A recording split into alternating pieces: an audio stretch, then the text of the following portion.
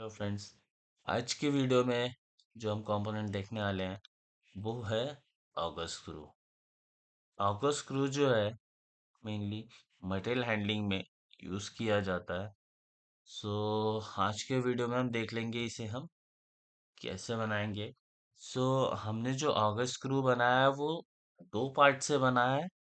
एक हमारा pipe, round pipe use किया हुआ है हमने, और उसके बाद हमारा एक शीट मेटल जो कि हमने 1 2 3 4 5 6 6 टाइम्स हमने यूज किया हुआ है। अब देखिए, यहाँ से हमारा जो शीट मेटल का जो फर्स्ट पार्ट है उसकी स्टार्टिंग यहाँ पे हुई है, और वो जो है यहाँ पे एंड हुआ है। हर शीट मेटल की एंडिंग जो है एक रिवॉल्यूशन कंप्लीट होने पे हो गई है। सो इस तरीके से हमने एक एक शीट मेटल का जो है पीस जोड़ के हमने ये स्क्रू कन्वेयर बनाया हुआ है। सो इस तरीके से ये स्क्रू कन्वेयर बनेगा। सो अब हम देख लेते हैं इसे हम कैसे बना सकते हैं। सो इसके लिए हम न्यू पार्ट शुरू करेंगे, और फर्स्ट ऑफ ऑल हम इसे जो है हमारा पाइप बनाएंगे। तो पाइप जो है मैं वेल्डमेंट्स में बनाऊंगा। तो उसके लिए मैं एक स्केच क्रिएट कर लेता हूँ, बट मेरा यूनिट सिस्टम आईपीएस में है तो पहले मैं इसे एमएमजीएस में कर लेता हूँ। अब मैं इसे डायमेंशन दे देता हूँ।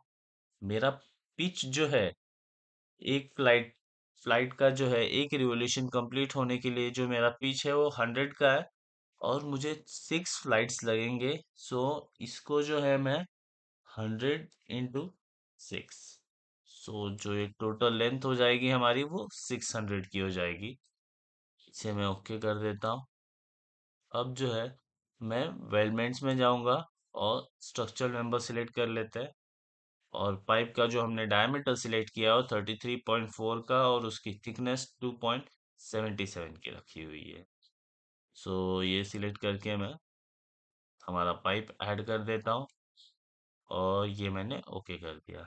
सो हमारा पाइप ऐड हो चुका है। अब इसे हम कलरिंग कर देते हैं ताकि आइडेंटिफाई करने में इजी हो। सो पाइप हम सिलेक्ट कर लेंगे और इसे हम ये कलर देंगे। ओके, ये अब हमारा पाइप हो गया है। अब हम अगला स्टेप जो है करेंगे वो है हमारा कर्व बनाने का, हेलिक्स एंड कर्व। सो उसके लिए पहले हम एक फेस सिलेक्ट कर लेंगे। यहाँ पे हम एक स्केच क्रिएट करेंगे कि हमारा जो है आउटर डायमीटर हेलिक्स का क्या होना चाहिए। इसी से हमारा हेलिक्स डिफाइन होगा। सो ये मैंने कन्वर्ट एंटिटीज कर लिया, और अब मैं एग्जिट कर लेता हूँ। इसके बाद हम फीचर्स में जाके कर्व्स में जाएंगे, जिसमें हेलिक्स एंड स्पाइरल सेलेक्ट करेंगे। अभी इसका डायरेक्शन नीचे की तरफ है, हम इसको ऊपर की तरफ कर देंगे। और डिफाइंड बाय में जो है पिच एंड रिवॉल्यूशन हम सिलेक्टेड रखेंगे और कांस्टेंट पिच रखेंगे। उसके बाद इसका जो पिच है जैसे हमने अभी देखा 100 का हम पिच रखेंगे, और सिर्फ एक ही रिवॉल्यूशन रखेंगे। और इसकी स्टार्टिंग एंगल जो है मैं 0 रख लेता हूँ, और ये हमें क्लॉकवाइज में चाहिए। सो मैंने इसे क्लॉकवाइज में ही रखा हुआ है। अब इसे हम ओके कर देते हैं। सो हमारा स्पाइरल जो है हेलिक्स बन चुका है। अब हम अगला स्टेप करेंगे जो कि है स्वीप बॉस। तो इसके लिए पहले हमें एक स्केच क्रिएट करना पड़ेगा। सो वो स्केच जो है हम राइट प्लेन पे करेंगे, क्योंकि अगर आप ध्यान से देखेंगे तो इसका जो स्टार्टिंग है वो राइट प्लेन से हो रहा है यहाँ पे। सो हम राइट प्लेन पे ही स्केचिंग करेंगे। स्केच सिलेक्ट कर लेते हैं राइट प्लेन पे, और जो हम बनाने वाले हैं उसकी थिकनेस हम 3 mm की लेने वाले हैं। सो ये मैं फर्स्ट के लिए ये डायमेंशन दे देता हूँ 30। ये हमारी लेंथ हो गई, और इसको आप थिकनेस बोल सकते हैं। ये मैंने 3 mm की इसकी थिकनेस दे दी है। अब इसे एग्जिट कर लेता हूँ। अब हम फीचर्स में जाके स्वेप वॉश कर सकते हैं।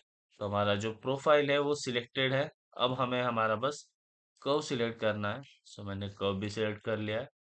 अब आप देख सकते हैं कि ये जो है हमारा फ्लाइट रेडी हो गया है 1 रिवॉल्यूशन कंप्लीट करके। अब इसे हम ओके कर देंगे। बट फ्रेंड्स, ये जो है हमें बॉडी में मिला है, हमें ये शीट मेटल में चाहिए। ये हमें सॉलिड बॉडी में मिला हुआ है। बट हमें सॉलिड बॉडी में नहीं चाहिए क्योंकि इसे हम फ्लैटन नहीं कर पाएंगे। जैसे आप देखिए, फ्लैटन ऑफ है, मतलब इसे हम फ्लैटन नहीं कर सकते। सो इसे फ्लैटन करने का क्या तरीका होगा वो हम देख लेते हैं। सो इसके लिए जो है हम वापस स्केच में जाएंगे और 3D स्केच जो है वो यूज करेंगे। और इसके बाहर के लाइनिंग्स जो हैं हमारे कर्व के, ये फ्लाइट जो बना हुआ है इसके बाहर की लाइनिंग वो हम कन्वर्ट एंटिटीज कर देंगे और इस स्केच को क्लोज कर देंगे। उसके बाद फिर से हम वही स्टेप यूज करेंगे, बट इस बार हम इनर लाइनिंग सिलेक्ट करेंगे फ्लाइट का इनर एज। इसे भी हम कन्वर्ट कर देंगे और हम एग्जिट कर लेंगे। उसके बाद अब हमें इसकी ज़रूरत है नहीं क्योंकि हमें बॉडीज में नहीं चाहिए, सॉलिड बॉडी में। सो इसे हम हाइड कर देंगे और जो हमारा हेलिक्स है उसे भी हम हाइड कर देंगे।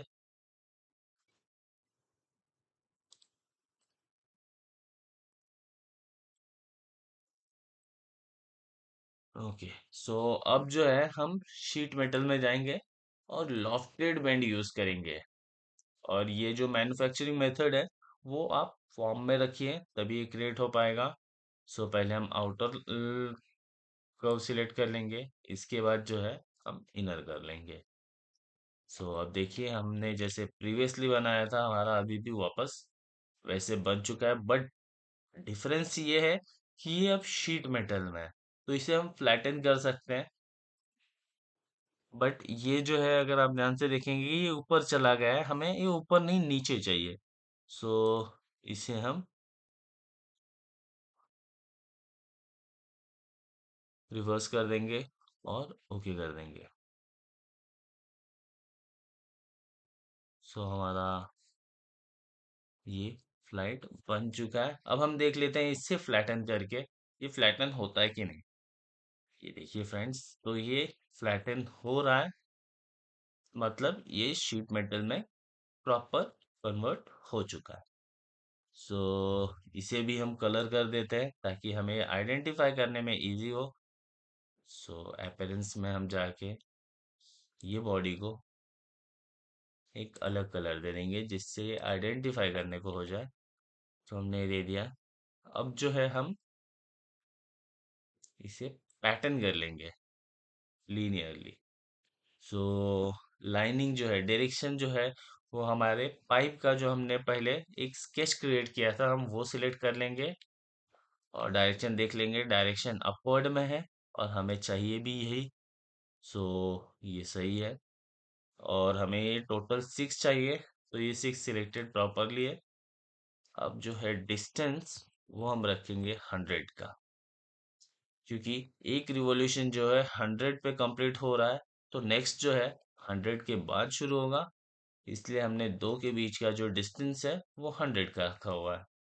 अब हम जो है बॉडीज पे टिक करेंगे और बॉडी सिलेक्ट करेंगे, क्योंकि ये फीचर्स एंड फेस तो है नहीं, ये अभी बॉडी में कन्वर्ट हो चुका है। बस ये शीट मेटल बॉडी है, सॉलिड बॉडी नहीं है। सो हम सिलेक्ट कर देंगे। अब ये देखिए, हमारा ऑगस्ट क्रू का जो है सारे फ्लाइट्स दिख रहे हैं, रिव्यू दिख रहा है। अब हम इसे ओके कर देंगे। सो इस तरीके से जो है हमारे सारे फ्लाइट्स आ चुके हैं। इसे भी हम कलर कर देते हैं। पहले इसका कलर जो है हम कॉपी कर लेंगे और ये सब में हम पेस्ट कर देंगे। सो अब सब जो है आइडेंटिकल दिख रहा है। इस तरीके से जो है फ्रेंड्स हम ऑगस्ट क्रू बनाते हैं। हमारे स्क्रू कन्वेयर के लिए, जो कि मटेरियल हैंडलिंग में यूज होता है।